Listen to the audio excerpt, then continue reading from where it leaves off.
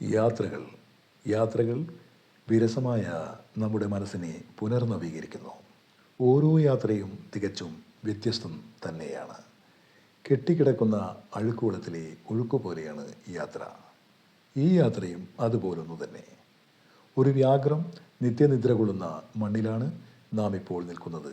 അതെ, സാക്ഷാൽ ടിപ്പു സുൽത്താൻ്റെ ഖബറിടത്തിൽ.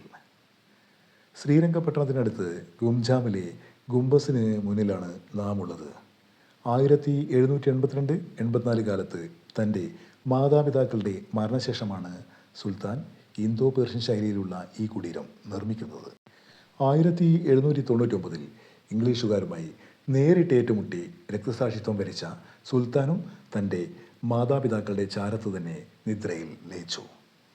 പോളിഷ് ചെയ്ത് വെട്ടിത്തിളങ്ങുന്ന 36 കറുത്ത കരിങ്കൽ തൂണുകളുടെ താങ്ങുകളിൽ നിലകൊള്ളുന്ന ഈ കുംഭത്തിനകത്താണ് സുൽത്താനും അദ്ദേഹത്തിൻ്റെ മാതാപിതാക്കളും അന്ത്യനിദ്ര കൊള്ളുന്നത്. ഇടതുവശത്ത് ആയി കാണുന്നത് സുൽത്താനും മധ്യത്തിൽ അദ്ദേഹത്തിൻ്റെ പിതാവ് ഹൈദർ അലിയും വലതുവശത്ത് അദ്ദേഹത്തിൻ്റെ മാതാവുമാണ് ഇവിടെ നിദ്ര കൊള്ളുന്നത്. ഒരു വ്യാഘ്രത്തിൻ്റെ ശരീരഭാഷ അപ്പടി ചാർത്തി വെച്ച മനോഹരമായ ഈ ചുവരുകൾ ഒന്ന് നോക്കൂ. ഈ വരാന്തകളിലും അങ്കണത്തിലും സുൽത്താൻ്റെ ബന്ധുമിത്രാദികളുടെ ഖബറുകളാണ് നിരനിരയായി കാണുന്നത്. മന്ദിരത്തിന് അകത്തേക്കുള്ള സന്ദർശകരുടെ തിരക്കേറി വരികയാണ്. അവരിൽ പല ദേശക്കാരും പല ഭാഷക്കാരും പല ആചാരക്കാരുമുണ്ട്.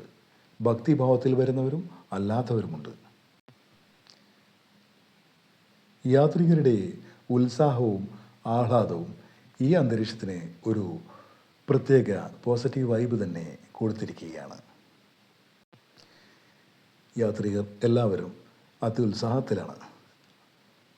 പലരും പലവിധ ചർച്ചകളിലും മുഴുകിയിരിക്കുകയാണ്. ഈ വിശാലമായ അങ്കണമുറ്റത്ത് സുൽത്താൻ എത്ര തവണ ഉലാത്തിയിരിക്കും. ഒട്ടേറെ മോഹങ്ങളും ഗംഭീര പ്രതീക്ഷകളുമായി. ഇന്നതെല്ലാം ചരിത്രത്താളുകളിലെ ഏടുകൾ മാത്രമായി അവശേഷിക്കുന്നു. കാലത്തിൻ്റെ കുത്തൊഴുക്കിൽ മാറാത്തത് എന്തെങ്കിലുമുണ്ടോ?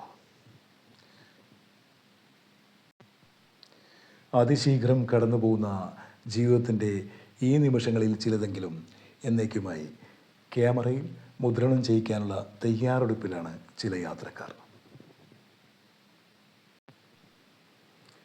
കടന്നു പോകുന്ന ഓരോ നിമിഷങ്ങളും ജീവിത തിരശീലയിലെ ഓരോ സീനുകളാണല്ലോ.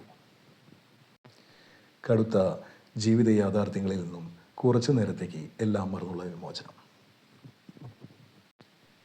ഈ നിമിഷങ്ങളെല്ലാം നമുക്ക് ഓർമ്മിച്ചു വെക്കാനുള്ളതാണല്ലോ.